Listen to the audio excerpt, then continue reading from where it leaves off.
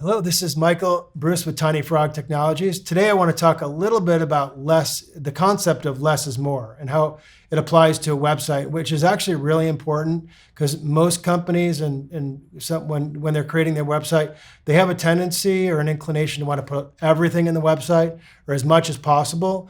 And what tends to happen is that you can very easily overwhelm the website visitor. Most people who land on a website don't want to or won't spend a lot of time. So you have to be very discerning and very discreet in terms of what you put on the website. So the things you really want to focus are, first is the number of pages.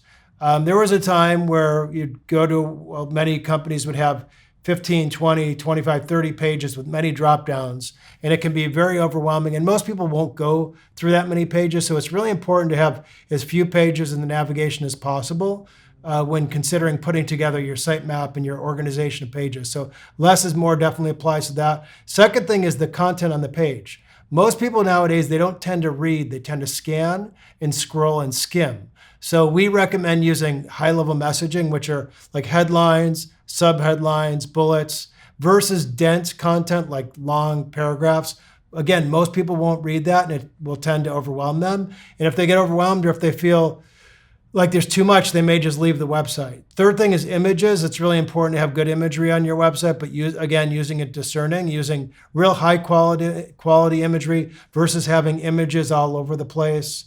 Another area is animation. A lot of websites nowadays will have things moving to make the website more interesting and dynamic, which can be very helpful because it can draw people's attention to certain areas. But if you have too much content, too much animation and movement on the website, it can actually be a distraction. And we actually refer to that as visual bullying. So that's another area you want to be discerning where you're putting in terms of how much animation is on your website. And the other thing is forms. A lot of websites nowadays will have 10 or 15 forms with a lot of content on and a lot of fields on each form.